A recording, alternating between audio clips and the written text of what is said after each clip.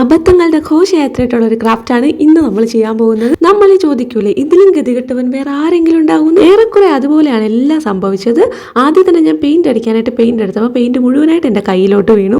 എന്റെ ഭാഗത്തും തെറ്റുണ്ട്, ഞാൻ സൂക്ഷിച്ചെടുക്കണമായിരുന്നില്ല. പിന്നെ പറയാൻ മറന്നുപോയി, നമ്മൾ ഉണ്ടാക്കുന്നത് ഒരു ഓർഗനൈസർ ആണ്. ഡെസ്ക് ഡെക്കോർ ആയിട്ട് നമുക്ക് യൂസ് ചെയ്യാനായിട്ട് പറ്റും. അബദ്ധം നമ്പർ 2, ഫെവി ബോണ്ട് എടുത്തപ്പം എല്ലാം കൂടെ ചാടി പുറത്തു. പിന്നെ ഞാൻ അതൊക്കെ തുടച്ചു മാറ്റി ആവശ്യമുള്ള സ്ഥലത്ത് മാത്രം ഫെവി ബോണ്ട് അറിയാതെ തൊട്ടില്ല എന്ന മട്ടിൽ മാത്രം തെച്ചു. അപ്പൊ ഞാൻ കരുതി ഇതോടുകൂടി കഷ്ടകാലം ഇല്ല അവസാനിച്ചു എന്ന്. അതൊക്കെ എന്റെ വെറും തോന്നലായിരുന്നു. പക്ഷെ ഇത് ഡ്രൈ ആകുന്നതിന് മുന്നേ എനിക്കൊരു കാര്യം ഓർമ്മ വന്നു. ഇത് ഇങ്ങനെയൊന്നും അല്ല. ഇത് ആക്ച്വലി സ്റ്റാൻഡ് ചെയ്യണം എന്നുണ്ടെങ്കിൽ നമ്മൾ ആ ഏറ്റവും ലാസ്റ്റ് ഇരിക്കുന്ന സാധനം ഏറ്റവും അടിയിലോട്ട് വെക്കും. അങ്ങനെ ഞാനത് മുഴുവൻ പൊളിച്ചെടുത്തു. ആകെ ഇതിന് പശ മുഴുവനായിട്ട് ഒട്ടിപ്പിടിച്ചിട്ടുണ്ടായിരുന്നു. സോ നമുക്ക് എടുക്കാനായിട്ട് എളുപ്പമുണ്ടായിരുന്നു. പിന്നെ ഞാൻ ഏറ്റവും അവസാനം ഉള്ളത് അങ്ങ് താഴെ ഭാഗത്തായിട്ട് ഒട്ടിച്ചു കൊടുത്തു. ഇനി നമുക്കത് സ്റ്റാൻഡ് ചെയ്യാനായിട്ട്. അബദ്ധം നമ്പർ 4, ആ കറുത്ത പെയിന്റ് ഇവിടെ മൊത്തം ആയേനെ. ഇപ്പോൾ ആക്ച്വലി അതിലൊരു കുഞ്ഞു നോബുണ്ട്, അത് വഴിയായിരുന്നു പുറത്തെടുക്കേണ്ടത്.